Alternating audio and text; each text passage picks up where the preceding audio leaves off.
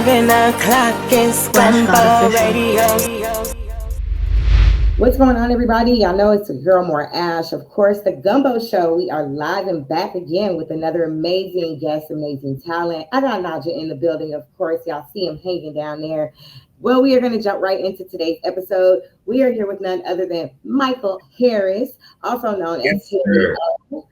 How are you today? I'm great. Thanks for having me. Absolutely. Thank you for your time. Thanks for being here. I'm going to kick it off just by asking you a really vague and general question. I just want to know, who is Michael Harris?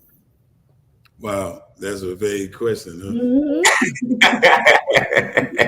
I told you. Yeah.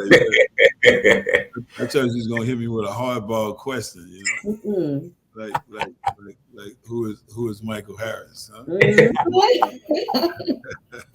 Well, you know, I've been a few different things throughout my life, but mostly people know me for the entertainment business. Some people know me for some of the work that I do in the community, and some people know me from being behind the walls for like 33 years. So it's a whole nother story and a whole nother population. And some people know me for help creating Death Row Records about 30-something years ago, and so I'm known on different circles, you know what I mean. But at the same time, I'm known today as a servant, you know, to get out here and try to push this community first. So that's what I'm on. But anything you want to ask me, I'm open book. So it's cool. Well, I love you. So I want to ask you about the O plan. So I want to say that when I was called and I was told about you, I was not as educated as Naja. He knows who you are. He knew exactly who you were when I said your name. I'm more the person that meets people, and you could be a legend in the game, and I'm just like, hey, what's up? Like, I don't know. I just like people. I'm friendly. I'm bubbly, you know, and I'm just a very organic person. I don't need to know, you know, what you do and all of that. If I vibe with you, that's just me, right? But one of the things that stood out to me about you and your movement in general is three different things, right, that I feel personally attached to you by. So the first thing is going to be the fact that you do something called an initiative concert. Yes. So the most backlash that I get from my mentors, from people that I work with in this industry, they're like, Ash, you're not going to make it. You're not going to grow. You might as well be a nonprofit because you don't charge artists. You let the artists perform for free. You do this, you do that. And it's like the way that I came into the industry and with doing what I do with talent shows and things of that nature, I feel like the independent artists get hit a lot, like over the head for a lot of different things. And if they're active and performing weekly and things like that, that money is not going to something that's of a good cause. It would be different if I was doing what you're doing and saying, okay, this is an initiative concert where all of your proceeds are going towards a specific thing within our community. However, just taking the artist's money and saying like, you can perform, to me, that's not sufficient. So I'd like to first ask you about the initiative concert and how that came about and what type of initiatives do the fundings go towards? Yeah, well, good question. We like to pull up in different cities and use top-notch artists, but especially artists from those communities that are the top of the top. And we make sure we pay them, you know what I'm saying? Because I understand your point. You know, a lot of people don't want to turn your call when you don't want to pay them. So we make sure our organization is in a position to be able to do so, because we really want to bring attention to what we're doing. And so we don't want to be playing games about things we don't need to be playing games with. And so when we pull up in these different communities, we be looking for different organizations, nonprofits that are doing meaningful work in the community so that we can see how we can help, what type of resources we could, bring to those organizations. So it's not just about a concert, but even with the concert, like you said, when you pull up in a city, everybody benefit from that. You know, you got all kind of people. It takes all kind of people to set up a concert, and so we talking about having access to the community, like financial situations that can enhance and elevate the community.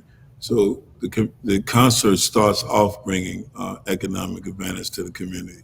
So we kind of like walk it like we talk it, but we want to get into some bigger things like, like better schools and better job opportunities and career opportunities for different communities. So we want to push policies that people really care about. And so we're going into this election, we're deep into this election year.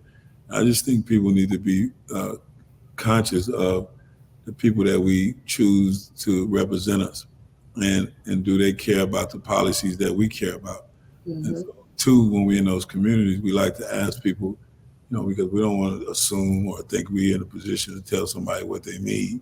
Yeah. We want to know what that particular community needs so we can amplify it. And that to me is a real engagement. Yeah. Somebody saying, "Oh, we did this for this community, we did this," it's that's not real. It's not hard. It's hard to connect the dots with that. But when we say this is what we need, and if you're going to represent us, then we're going to hold your feet to the fire and make sure that what you signed up for, you follow through with. So it's just giving our voice in our communities power, so, and connecting each other and going around the country and showing collectively we have power and we need to start exercising it.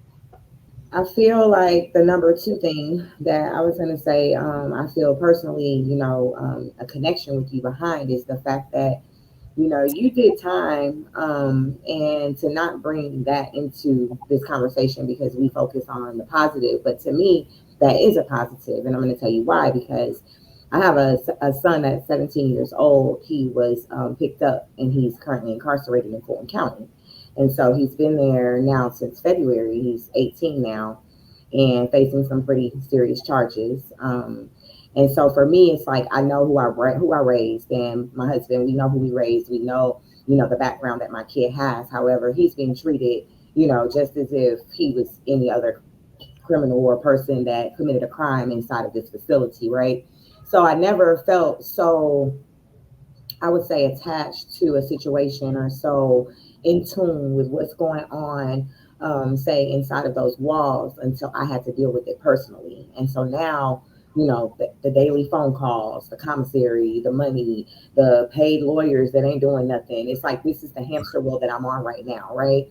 And so when I heard your story and I was talked to about, doing the interview with you, I really wanted to do it because I take, I take it serious that someone can do that amount of time and get out and still be giving back and pouring back into the community.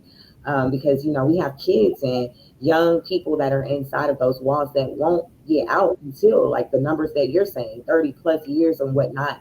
And it's sad, that you spend a lot of your bulk of your life in there and you have so much time. But for you, it's like you got out and you still wanted to pour into the community. You still wanted to help other people and things of that nature. So I just wanted to ask you, for someone like my son that's dealing with something like that, and that's, he's very talented, he's very smart, and things of that nature. Like, what do you recommend for these young kids with so many of them going behind bars so quickly these days? Well, look, my heart goes out to you because, I wouldn't wish that on my worst enemy, let alone somebody as beautiful and positive as yourself to have to go through this. But the fact that you're there for them and you stand connected to them is important because a lot of people lose themselves behind those walls when they lose family connection, when people forget about them. It's like being in an open grave and you like people just walking over you like you don't exist no more. Somebody makes mistakes or you get caught up in a situation, they steal your loved one and they need to be treated like that. But they also need to take advantage of the opportunity while they're behind walls to enrich themselves. In some facilities, they have programs, and some are not sufficient. And so that's another thing, part of the redemption program that we want to push the redemption agenda, because we just think that when you have a captive audience, you should take advantage of it.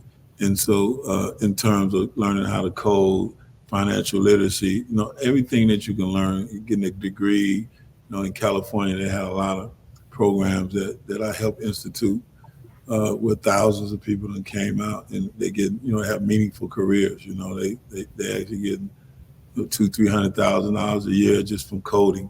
So it just depends on the type of facility, and you have to fight to make sure he goes to the facilities that have programs. You can go into them war zones and it's just too hard to concentrate. Mm-hmm. So you have to really fight with your local leaders too, and the community leaders to make sure that they bring those programs into those communities where your son may be doing time. But also, I did a lot of reading while I was away so that I could stay in the present, so that you keep your mind growing, even though your body might be in captivity. Your mind is still open and fertile, so that when he comes home, he's strong, and he's not stuck. Like I've seen people in there that don't do that, and they be stuck in prison thinking about the past. They don't even remember what they used to do. They don't think about what's happening now and what they could do now, even in that situation. Of course, you got to fight his case, do everything possible to reduce his sentence, and stay out the drama. And it's hard behind the walls, but he has to do that. He has to remember that this is just a temporary stop. No matter what the number they try to put on him, he coming home, and he coming home strong. Because he got strong parents that put that in him. And trust me, whatever you done taught him, he gonna remember it inside those walls. Yeah. Remember everything my mother told me when I was gone. So some things you may remember, you may get them in reverse, but they still there. You know what I mean? Yeah. Right. That opportune moment, it'll come to him. Hey, this ain't cool. I don't need to do this. I need to stay focused. I need to come back home and make my parents proud. I believe he's gonna do that. Yes, sir. Yes. Okay, Mr. Harry O. This is again such a pleasure. Didn't want to yap your ear off before the interview. I just feel like it's surreal. I feel like you're a long lost uncle. I know a lot about your stories. You had a great interview the other day, or that just got published with Big Boy. I love Big Boy because he's so personable and so in the streets, so I like watching, I respect him a lot. Yeah, people that's connected, in this real, not scripted, So no, me and Big Boy, we organic, and that's how I try to be when I come on. It's like I know what the initiative is about. I know what the agenda is about. I know we have a nonprofit to try to help people, but I think it's just about having a conversation. And that it feels good when we do that. And so I'm supposed to go into a 15 or 20 minute interview with Big Boy. The next day, an hour and 20 minutes ago. I think he got a baby documentary out. I told him I got to come see him. Yeah. But it was cool though. We was there to chop some things, and he's from LA too, so we kind of grew up around the same thing. So it was a really good talk. Definitely. So I also had a friend of mine which is why your name in my lifetime is so important. When we lived in San Antonio about a decade back, he had help with producing one of the shows you were starting, Second Chance. Yeah. So whole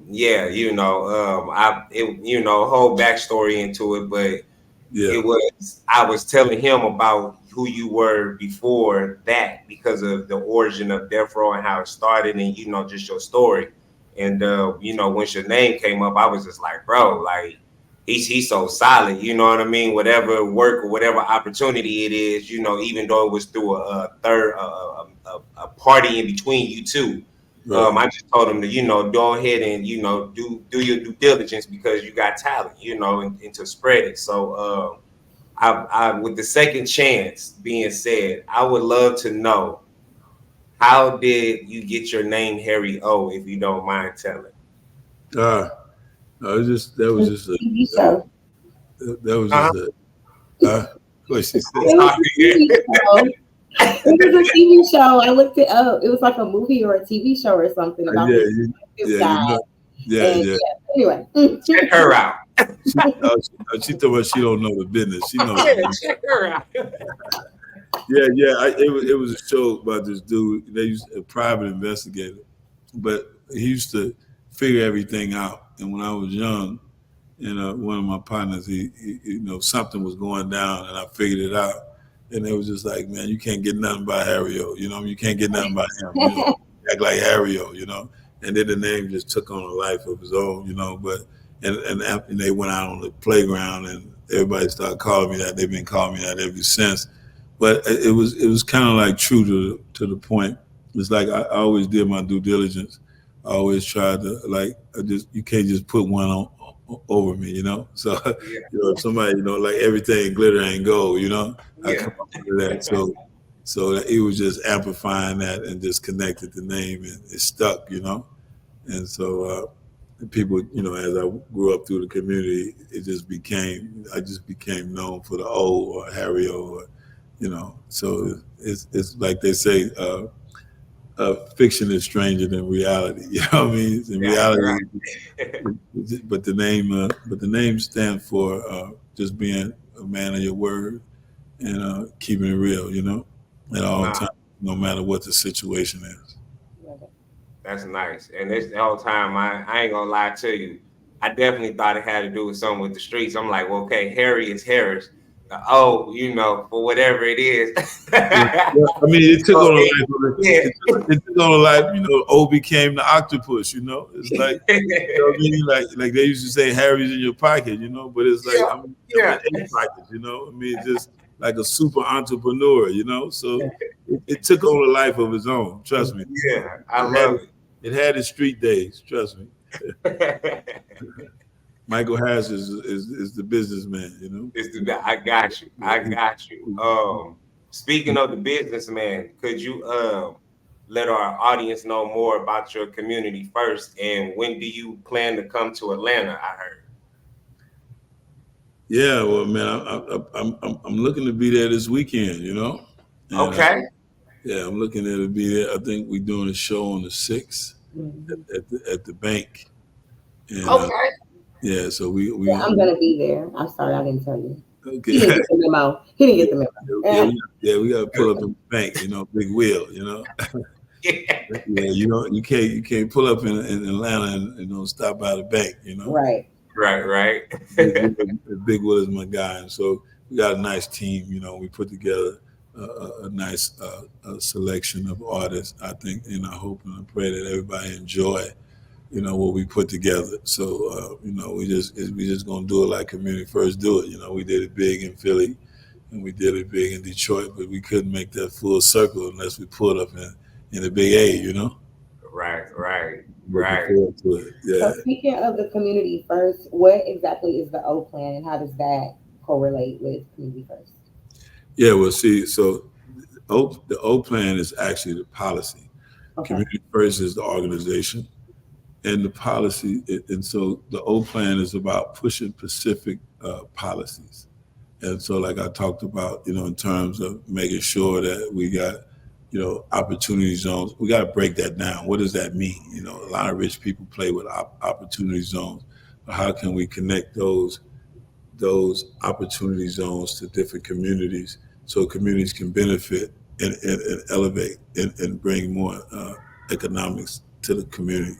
So that's important to us to make sure that, look, we ain't got no problem with rich people doing what they do. We just want to make sure we can benefit too. Yeah. And so that's why I really want to have I want to really have conversations about what community zones are and how they can work to help enhance our communities. And at the same time, I just think that, I know what it's like to have deficient schools. Yeah. So I just think it's important that we should have school choice, but also we should have good schools in our communities. Wherever you want to go to school, you should be able to go to school. And if it's in your community, then those schools should be top notch. Yeah. So we know that what makes people drop out of school is that when you have schools that's weak and tell you stuff that's inconsistent with the truth, Yeah. it makes you feel like, why should I sit here and listen to these lies? So we just want to upgrade the schools and make sure the schools is on top-notch level and that the information is real and useful.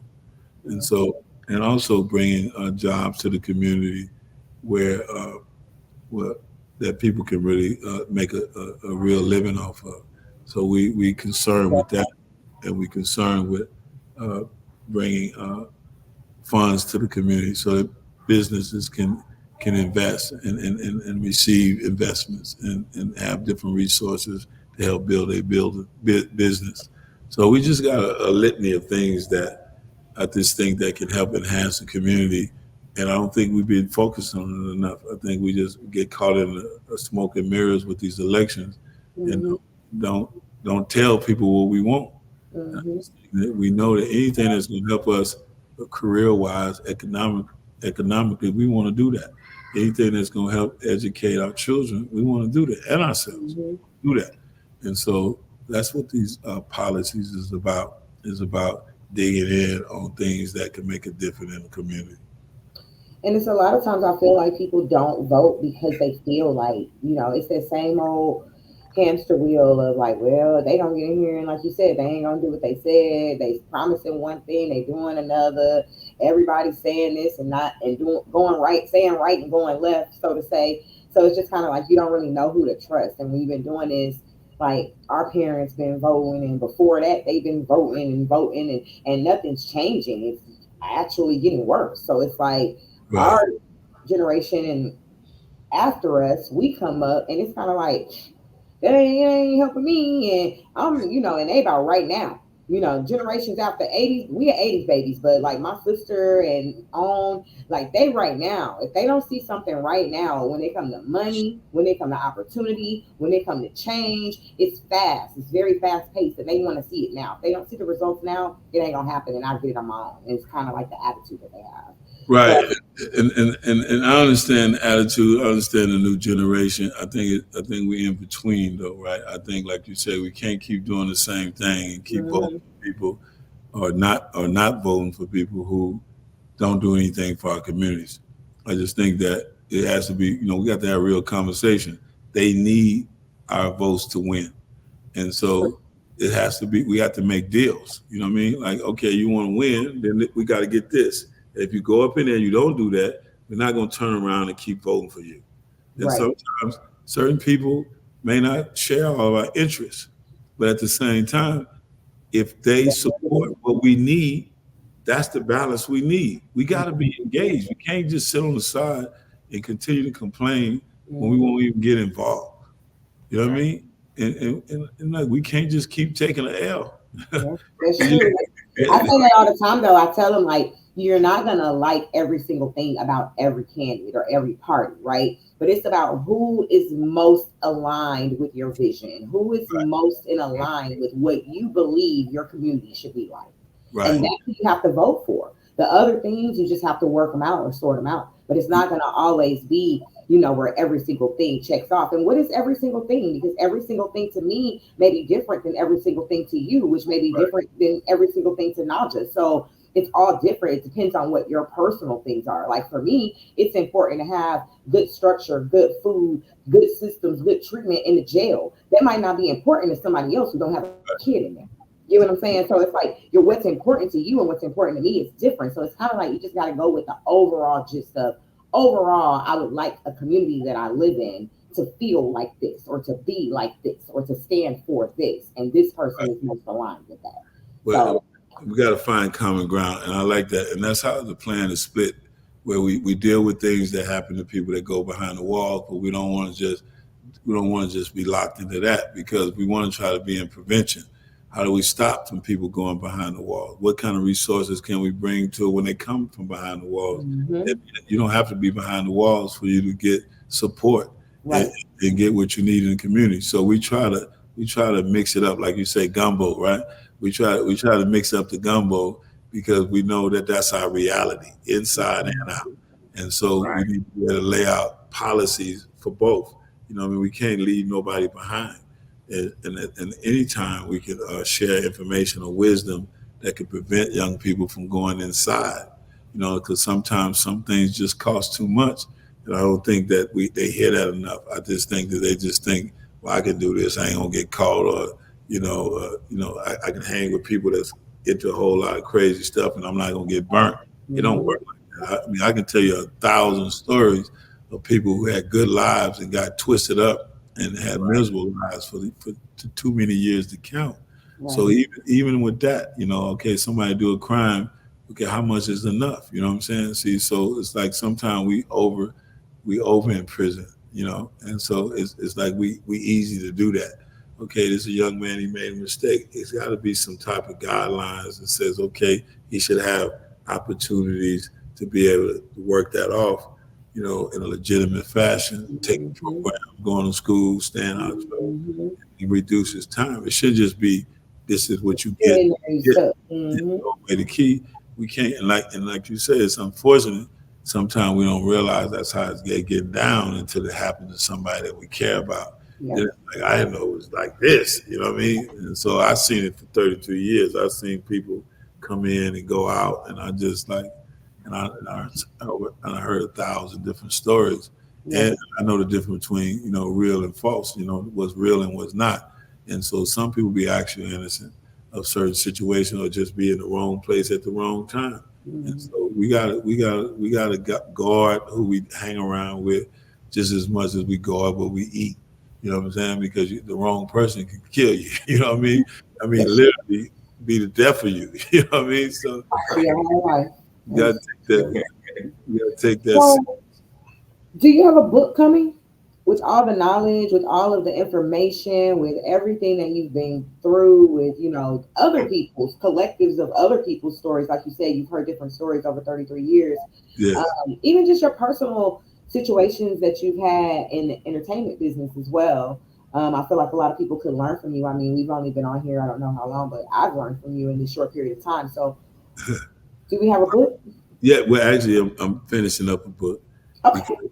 I just it's just like the story keep going, and so I just want to put stuff in there that people can use. Yeah. You know what I mean? So, like even like certain things, deal with the entertainment business. It's not just about glorifying, my past life, even when I was going through the streets, but it's like telling you the story so you can know that, like I said earlier, some things cost too much.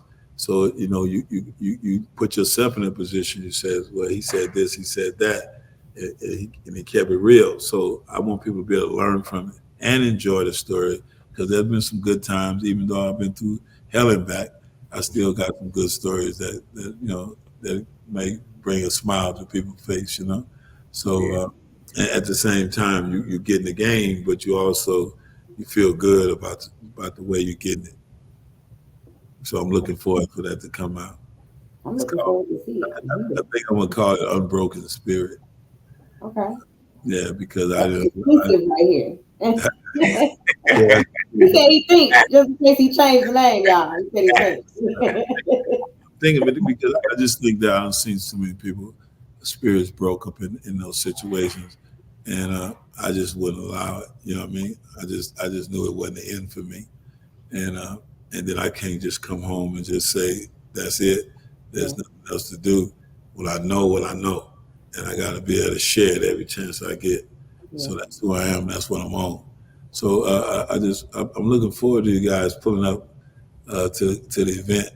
Before we close out, I have one last question. So, I work with probably about 40 some independent artists. I probably wouldn't never hear the end of it if I end this interview and don't ask you this, okay? I'm just doing this for my own safety, okay? So, gotta stay safe. I gotta stay safe out here, So I got all these independent artists I work with in Atlanta. Both of them have come from different places. They're not even all from Atlanta. Some of them are ready to hit the big screen. They ready just to be noticed, to be seen. Some of them are getting ready. They still don't understand the copyrights and things like that. So we got a bunch of different types of talent. All of them are good. All of them are creatives. They're all serious. They're all great talents, right?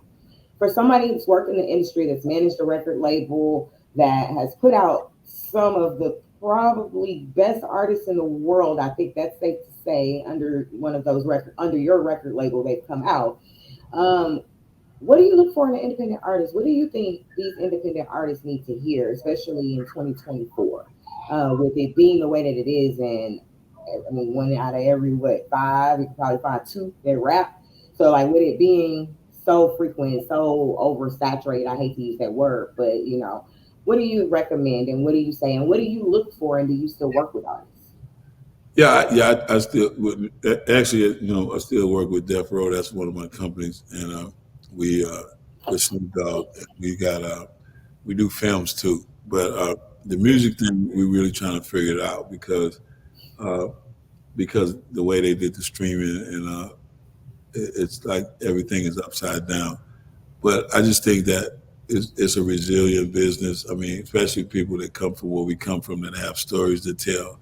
It's the way you tell it. And I don't talk to different people. I talk to Dr. Dre. I talk to different people about the sound. Yeah. In terms of, do we change the sound? Do we keep pushing the same sound, or can you create new sounds with lyrics?